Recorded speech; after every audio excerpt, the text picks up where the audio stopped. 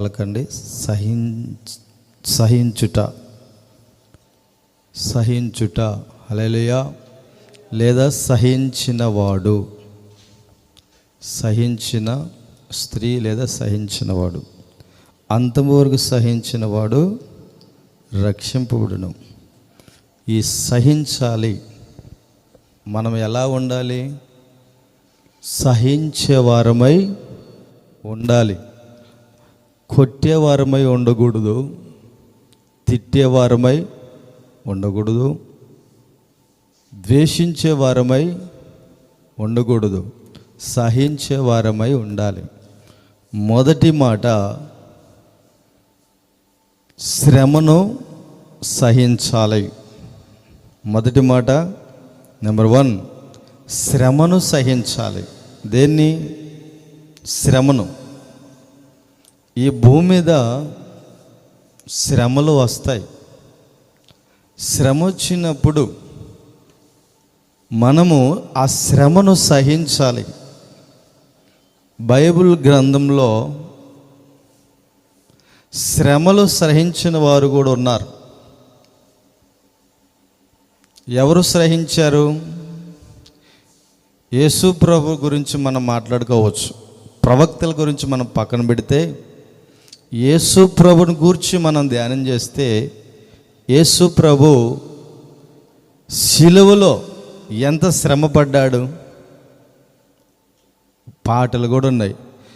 శ్రమలలో సిలువలో నీ రూపు నలిగినదా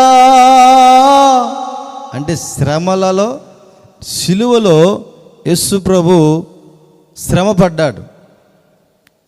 సిలువ వేయకముందు శ్రమ, కొరడా దెబ్బలతో కొట్టబడి, ఈ విధంగా యేసు ప్రభువును శ్రమను మనం ధ్యానం చేస్తే, ఆయనకి కలిగిన శ్రమలో యేసు ప్రభు సహించాడా లేక దాన్ని తిరస్కరించాడా?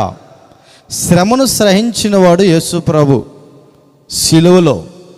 అలాగే మనము కూడా ఈ భూమి మీద ఎంత శ్రమైనా సహించాలి. మనం ఎప్పుడైతే శ్రమను సహిస్తామో సహించిన వాడు ధన్యుడు. శ్రమను సహించిన వాడు ధన్యుడు. యేసు ప్రభు సహించి ధన్యుడయ్యాడు. మనము కూడా సహించి ధన్యులముగా మార్చబడాలి. ఈ లోకంలో శ్రమలు మనిషికి వస్తూనే ఉంటాయి. మరి శ్రమ వచ్చినప్పుడు నువ్వేం చేయాలి? ఎంతటి శ్రమైనా సహించాలి. నువ్వు సహిస్తే నీవే ధన్యుడవు, ధన్యురాలవు. దేవుడికి మహిమ కలుగునుగాక. నాకు కలిగిన శ్రమలలో ఒక పాట రాశాను, పాడుకుందాం. ఎన్ని శ్రమలైనా సహించి, ఎన్ని నిందలైనా మోసి, ఎన్ని శ్రమలైనా సహించి, ఎన్ని నిందలైనా మోసి, నీకోసమే బ్రతుకుతానయ్యా, నీవలే నడుచుకుంటానయ్యా. ఓ నా ప్రాణ ప్రియుడా యేసు, నీకు దూరమై పోలేనయ్యా. హల్లెలూయా. మీరు సప్పర్లు కొట్టలేదు కాబట్టి మళ్ళా పడతారు, కొట్టండి. ఎన్ని శ్రమలైనా సహించి, ఎన్ని నిందలైనా మోసి, ఎన్ని శ్రమలైనా సహించి, ఎంత బరువైనా మోసి, నీ మనసు కలిగి ఉంటానయ్యా, నీ వలే బ్రతుకుతానయ్యా. ఓ నా ప్రాణ ప్రియుడా యేసు. హల్లెలూయా. శ్రమ వచ్చినప్పుడు ఏం చేయాలి? మనము సహించాలి. సహించిన వాడు ధన్యుడు. శ్రమలలో నీకు వచ్చినప్పుడు నువ్వు ఎప్పుడైతే సహిస్తావో నీవు ధన్యుడు అవుతావు. శ్రమలలో నువ్వు నోరు తెరిచి సనిగావు అనుకో, ఎవడు అయిపోతావు? శిక్షకు అర్హుడు అవుతావో. ఇశ్రాయేలులు ఎర్ర సముద్రం దాటిన తర్వాత వారికి కూడా శ్రమలు వచ్చాయి. వారికి శ్రమలు వచ్చినప్పుడు సహించాల్సిన ఇశ్రాయేలీలు దేవుని మీద సనిగారు. సనిగినప్పుడు వారికి ఏమొచ్చిందో తెలుసా? శిక్షలు వచ్చాయి. మరి మనము శ్రమ వచ్చినప్పుడు సనిగే వారమైతే శిక్షించబడతాము, సహించిన వారమైతే శిక్షలు తప్పించుకుంటాము. దేవుడికి మహిమ కలుగును గాక. కాబట్టి మన జీవితంలో ఎంతటి శ్రమైన మనం ఏమి చేయాలి? సహించాలి. ఇక రెండో మాట ఏమిటో తెలుసా? ఎవరైనా నిన్ను కొట్టినప్పుడు, ఎవరైనా నిన్ను తిట్టినప్పుడు ఏం చేయాలి? సహించాలి. ఇక బైబిల్ గ్రంథంలో యేసేబుని ఎవరు కొట్టారు? యేసేబు అన్నలు 10 మంది యేసేబును కొట్టి గోతిలో పడవేశారు. అప్పుడు కొట్టినప్పుడు, గోతిలో పడవేసినప్పుడు యేసేబు సహించాడు. అందువలన యేసేబు గొప్పవాడయ్యాడు. దేవుడికి మహిమ కలుగును గాక. ఎవరైనా నిన్ను కొట్టినప్పుడు నువ్వు సహిస్తే నీవు ఈ భూమి మీద యేసేబు వలె గొప్పవాడు అవుతావో. నన్ను కొడతావని చెప్పి కొట్టినందుకు, అందుకే యేసుప్రభు ఒక మాట అన్నాడు. ఏంటో తెలుసా? ఎవరైనా నిన్ను ఒక చెంప మీద కొడితే నీ రెండో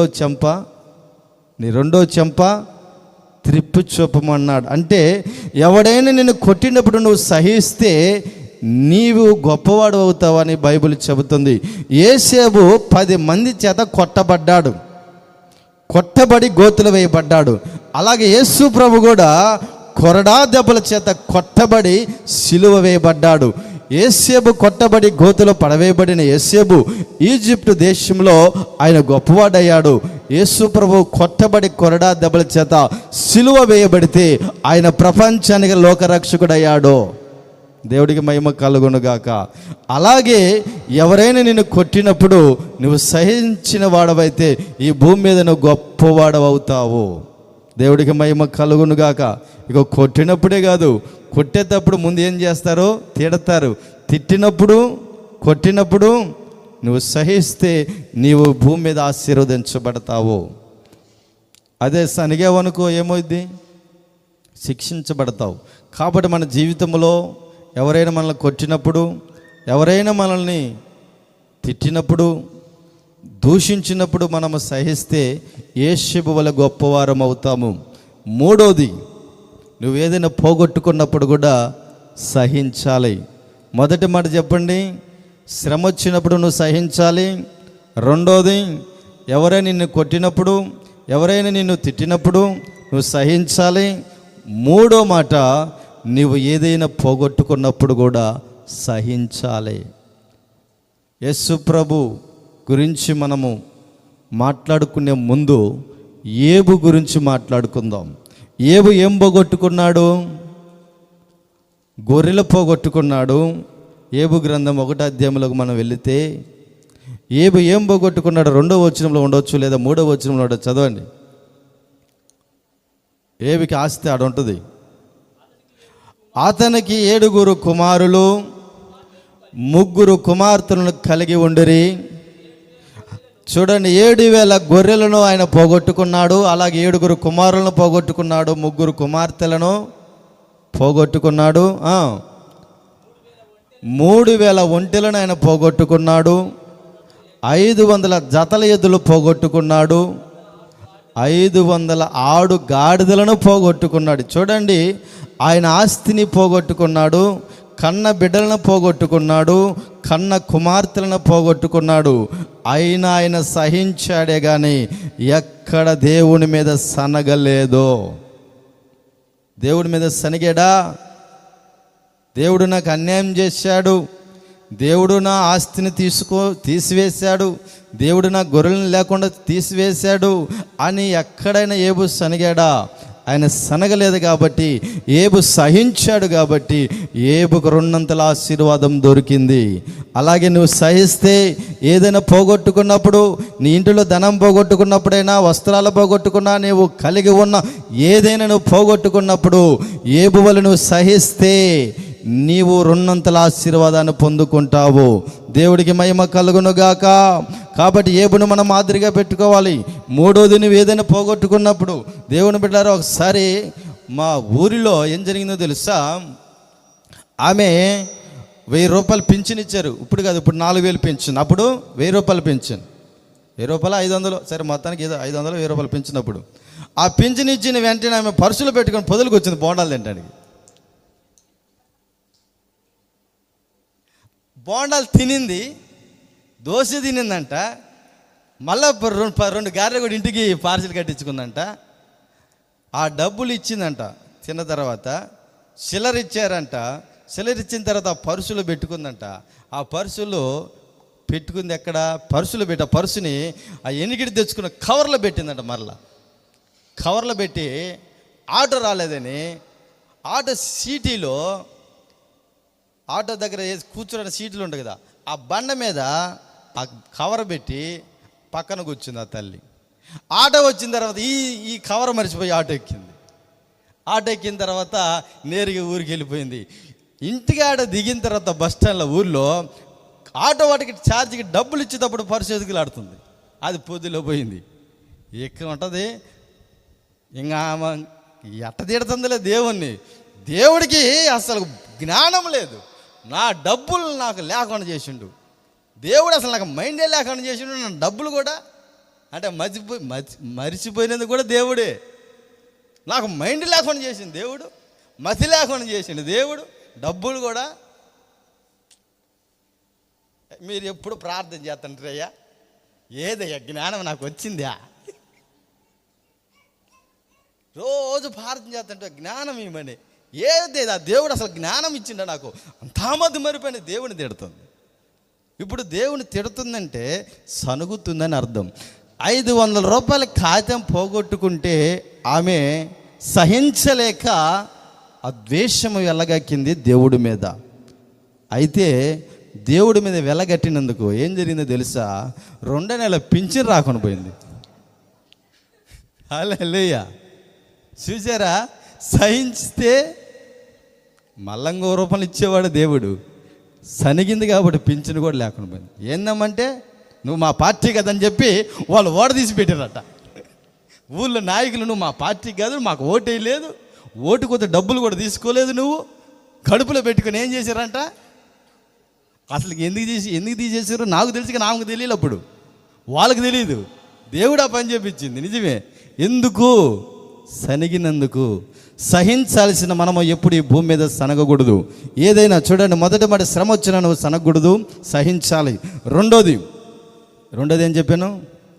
ఎవరైనా నిన్ను కొట్టినప్పుడైనా, దూషించినప్పుడైనా నువ్వు సహించలేకని సనగకూడదు. మూడో మాట, నీవు కలిగి ఉన్నది ఏదైనా పోగొట్టుకున్నా, ఆరోగ్యము పోగొట్టుకున్నా, హల్లెలూయా, ఏం పోగొట్టుకున్నా? ఆరోగ్యము. నీ ఒంట్లో బలము పోయినా, ఆరోగ్యం పోయినా, నీ ఆస్తి పోయినా, నీవు కలిగి ఉన్న పశు సంపద అయినా, భూ సంపద అయినా, ధాన్య సంపద అయినా, ఏ సంపదను నువ్వు పోగొట్టుకున్నా సనగకూడదు, సహించాలి.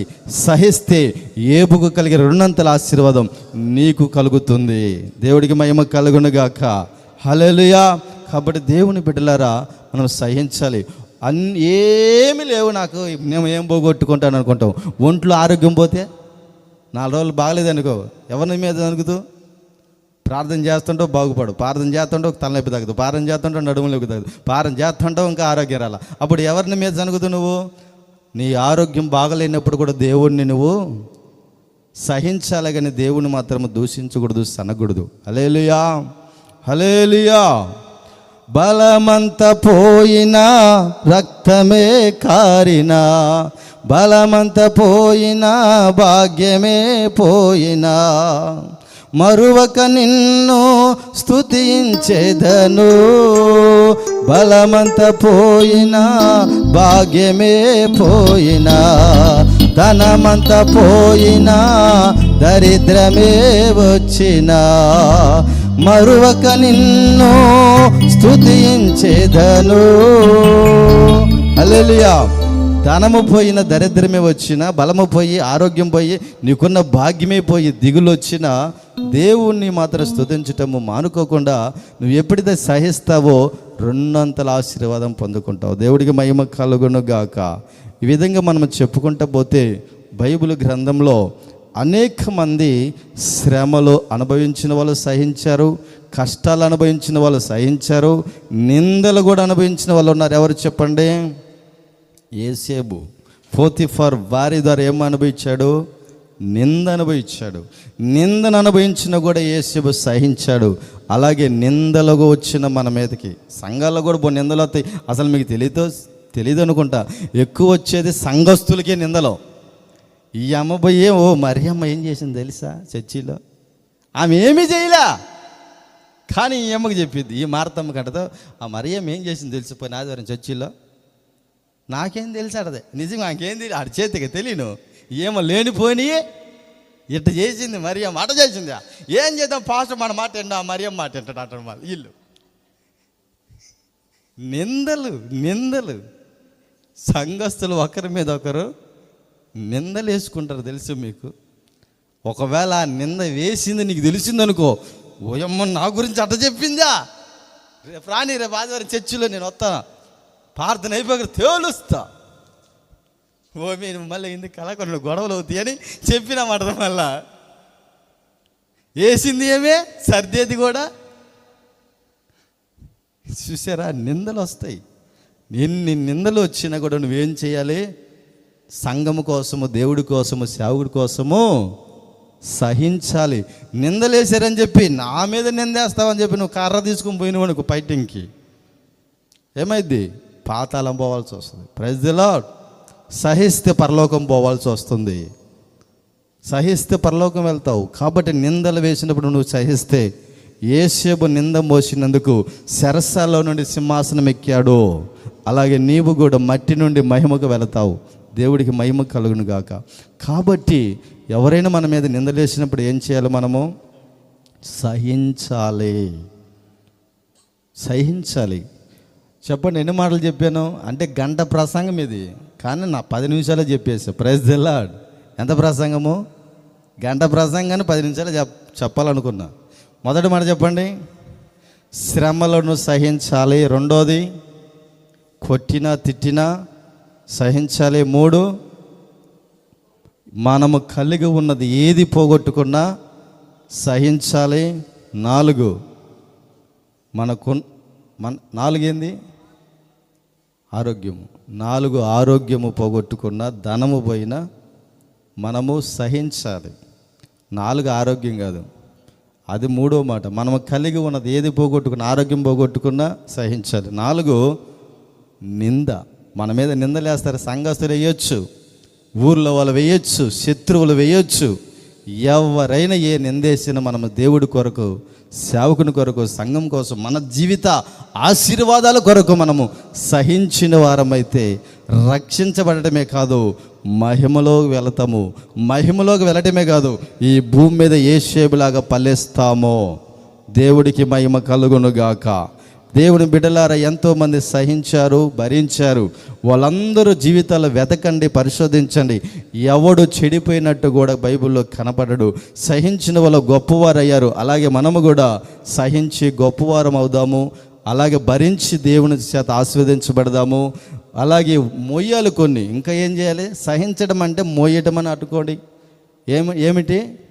ఎన్ని నిందలైనా మోసే అంటే సహించడం అనగా మోయటం.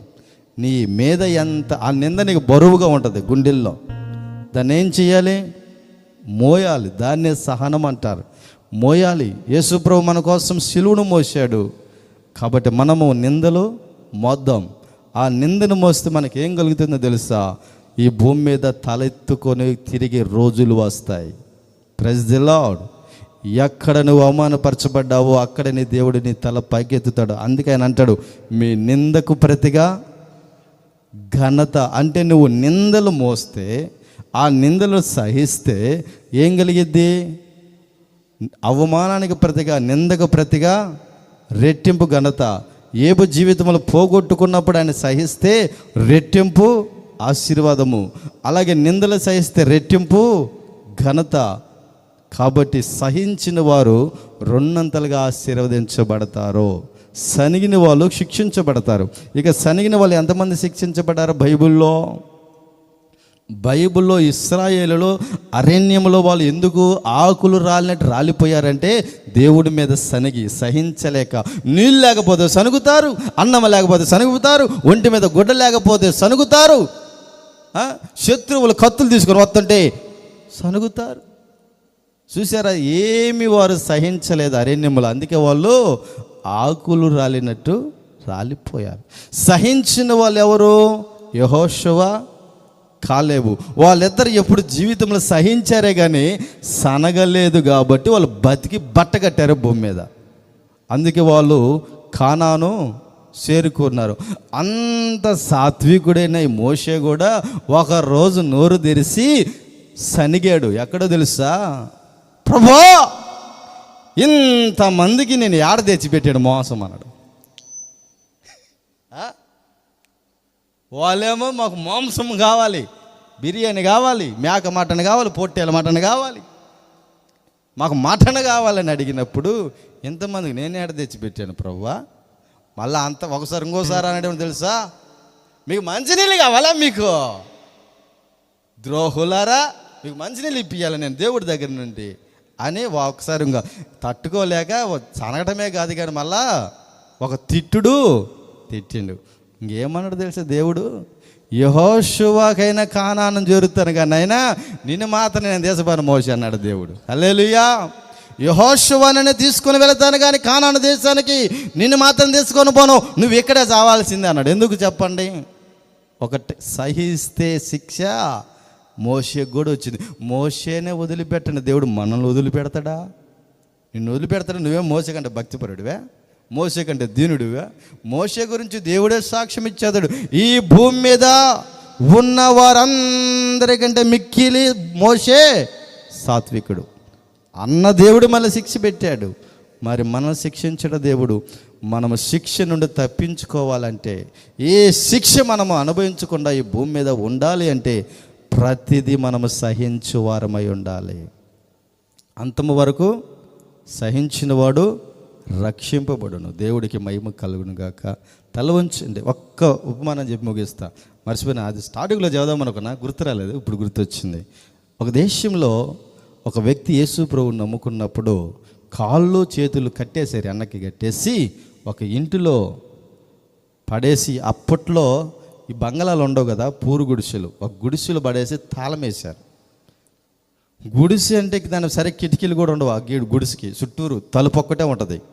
కట్టేసి లోపల పడేస్తే యేసు ప్రభువుని నమ్ముకున్నందుకు ఇప్పుడు ఆయనకు వచ్చిన శ్రమ, అది కష్టం, హింస అనుకోండి. అందుకే వాక్యం అంటది, నీతి నిమిత్తము, మత్తయి సువార్త 5వ అధ్యాయంలో, నీతి నిమిత్తము హింసను అనుభవించే వాళ్ళు ధన్యులు. అంటే హింసను సహించేవాళ్ళు, హింసను భరించేవాళ్ళు, హింసను మోసేవాళ్ళు కూడా ధన్యులు. ఆ యొక్క రూములో పడేస్తే వాళ్ళు రోజు వాళ్ళు వచ్చి చూడరు, వారానికి ఒకసారి వస్తారు. ఆదివారం వచ్చి తలుపు తీసి వీడు బతికాడా చచ్చాడా, పాపము చూడండి, ఇంక కాలు చేతులు వెనక్కి కట్టేసి ఒక రూమ్లో పడేస్తే ఆయనకి ఎంత శ్రమ, ఎంత కష్టం, ఎంత హింస అనుభవిస్తున్నాడో ఆలోచించండి. ఒక గంట తర్వాత ఏమనిపిస్తుంది? కాలు చక్కగా సాపుకుందాం అనిపిస్తుంది, కాళ్ళు వస్తాయా? రావు. ఒక గంట తర్వాత చేతులు ఇలా సాపుదాం అనిపిస్తుంది, చేతులు వస్తాయా? దోమలు నైట్ కొడుతున్నాయి, చేతితో ఇట్లా కొడదాం అనిపిస్తుంది, చెయ్యి వస్తుందా? కట్టేసి అలాగే ఆ రూములో బంధిస్తే మళ్ళీ 2వ వారం వస్తారు, చూస్తారు, చచ్చాడ బతికారని చూస్తున్నారే కానీ అతన్ని కట్లు విప్పుదామని ఏ ఒక్కరికి ఆలోచన రాలేదు. ఆ విధంగా ఆ వ్యక్తిని ఆ యొక్క రూములో 3 నెలలు హింసించారంట, కట్లు ఒప్పదీయకుండా. ఇంత శ్రమ, ఇంత హింస అతనికి వస్తే 3 నెలలు అతను సహిస్తే ఆ తర్వాత దేవుడు ఒకరోజు ఆ రూమ్లోకి దిగి వచ్చి వెలుగు రూపంలో ప్రత్యక్షం అవ్వగానే ఆ యొక్క వెలుగు ప్రత్యక్షతలో ఆ తాళ్ళు వాటంతట అవే తెగిపోయిన తర్వాత ఆయన మంచిగా ఆనందంతో ఆయన రూమ్లో నుంచి బయటికి రావడానికి మళ్ళీ ఏముంది? తలుపు వేయబడింది, తాళము కూడా అదంట దానంతట అదే తెరవబడది. ఆయన ఇక తీసుకొని బయటకు వచ్చాడు. బయటకు వచ్చి తెల్లారి పొద్దున్నే దేవుని బిడ్డలారా, ఆయన వచ్చి ఆ ఇంటి బయట నిలబడితే ఆయన్ని ఎవరైతే హింసించారో తెలుసా? వాళ్ళ అన్నలు, సొంత అన్నలే. యేసుప్రభు నమ్ముకున్నాడు, మన ముస్లిం కుటుంబీకులమని వాళ్ళు అతన్ని బంధించారు, హింసించారు. 3 నెలలు ఒక ఇంట్లో కట్టేసి. ఆ యొక్క వాళ్ళ అన్న అతను చూసి దగ్గరికి వస్తున్నప్పుడు ఆయన ముఖాన్ని చూసి 3 నెలలకి ఇతనికి ఆహారం లేదు, నీళ్ళు లేదు, చీకటి గదిలో బంధించి కట్టేసి బంధించాము, భయంకరంగా హింసించాం. కానీ ఇతను వచ్చి బయట కూర్చుంటే అది ఎలా వచ్చాడో మాకు తెలియదు, అతని ముఖంలో వెలుగు తేజరిల్లుతుంది అని చెప్పి ఆ వెలుగును చూసి వాళ్ళన్నే అప్పటికప్పటికే నీ దేవుడు నీ ముఖంలో కనబడుతున్నాడయ్యా, 3 నెలలకైనా నువ్వు అన్నం నీళ్ళు లేకపోతే చచ్చిపోతావు అనుకున్నాము, కానీ ఈరోజు కూడా నువ్వు చచ్చినా కూడా దేవుని మాత్రము వదులుకోలేదు. ఆ దేవుడి కోసం ఎంత శ్రమ అయినంత కష్టమైన హింసైనా నువ్వు అనుభవిస్తున్నావు. అందుకే నీ దేవుడు నీ ముఖంలో కనబడుతున్నాడు. నీవు మాకంటే ఆరోగ్యవంతుడిగా కనబడుతున్నావు, మాకంటే శ్రేష్ఠుగా కనబడుతున్నావు అని చెప్పి అతను గ్రహించాడు. కాబట్టి నీ దేవుడు నిజమైన దేవుడు అని చెప్పి యేసుప్రభుని ఆయన కూడా నమ్ముకొని ఈరోజు ఇద్దరు కలిసి దేవుని సేవ చేస్తున్నారు. దేవుడికి మహిమ కలుగును గాక. నువ్వు సహిస్తే ఒక వ్యక్తిని రక్షణ మార్గంలోకి నడిపిస్తావు. నువ్వు సహించకపోతే వచ్చిన వారిని కూడా తరిమి కొడతావు, చర్చికి కూడా రాకుండా. నీ సనుగుల వల్ల, నీ వేసే మాటల వల్ల ఏమవుతారు? పరలోకం వెళ్ళే వాళ్ళు కూడా. అందుకే వాక్యం అంటుంది, వాడు పరలోకం పోడు పోయేవాడిని అంటే వీడు సహించడు, సహించేవారని నువ్వు కూడా నాలాగా తిడతా ఉండరా, నువ్వు సహిస్తేట అలాగా మారిపోకూడదు. ఆయన సహించాడు 3 నెలలు సొంత అన్నలు పెట్టిన హింసను. అందుకే ఈరోజు ఆయన కుటుంబాన్ని రక్షించుకున్నాడు. ఈరోజు ఆయన కుటుంబీకులు అందరూ, అన్నదమ్ములు, అక్క చెల్లెలు, అమ్మ నాన్న అందరూ వేసే నమ్ముకున్నారు. వాళ్ళు అన్నలిద్దరూ సేవ చేస్తారు. దేవుడికి మహిమ కలుగును గాక. నీ కుటుంబం రక్షించబడాలంటే నీ కుటుంబంలో ఎవరు ఎంత నిన్ను హింసించినా నువ్వు సహిస్తే నీ కుటుంబం ఒకరోజు రక్షింపబడుతుంది. నువ్వు సహించకపోతే, వాళ్ళు పెట్టిన హింసను నువ్వు సహించకుండా వాళ్ళ మీద నువ్వు తిరగబడితే ఏమవుతుందో తెలుసా? ఒక్కరు కూడా రక్షించబడరు. అందుకని దేవుని బిడ్డలారా, నీ కుటుంబంలో నీ భర్త నిన్ను హింసించవచ్చు, నీ భార్య నిన్ను హింసించవచ్చు. ఎవరు హింసించినా నువ్వు సహిస్తే వారు రక్షింపబడతారు. అందుకే వాక్యం అంటుంది, సహించిన వాడు రక్షింపబడవు. నువ్వు సహిస్తే నువ్వు రక్షించబడతావు, నీతో పాటు నిన్ను హింసించిన వాళ్ళు కూడా రక్షింపబడతారు. దేవుడికి మహిమ కలుగును గాక. దేవుడి మాటలు ఆశీర్వదించి మీ హృదయంలో ఫలింపజేయును గాక. తల వంచండి, ప్రార్థన చేసుకుందాం. అందరం ప్రార్థించుదాం. ప్రేమగల తండ్రి, దయగల మా యేసయ్య, అయా సహించిన వాడు రక్షించబడునని నీ వాక్యము ద్వారా ఈ రాత్రి నాతో మాట్లాడినందుకు నీకు వందనాలు, స్తోత్రాలు నైనా. నిజమే ప్రభా, సహించిన వాడు రక్షించబడతాడు. అలాగే సహించిన వాడు ఎవరైతే తనను హింసిస్తారో వారందరిని కూడా రక్షించుకుంటాడు ప్రభా. నా తండ్రి నైనా, ఎంతోమంది కుటుంబీకులు భార్య పెట్టిన హింసను భర్త హింసించినప్పుడు భార్య సహిస్తే ఆ భర్త రక్షించబడ్డాడు ప్రభా నాయనా. అలాగే ప్రభు, శ్రమలు అనుభవించిన వాళ్ళు, శ్రమను సహించిన యేసేపు ఆశీర్వదించబడ్డాడు నైనా. అలాగే ప్రభువా, ఏబు ఆరోగ్యం పోగొట్టుకున్న భార్య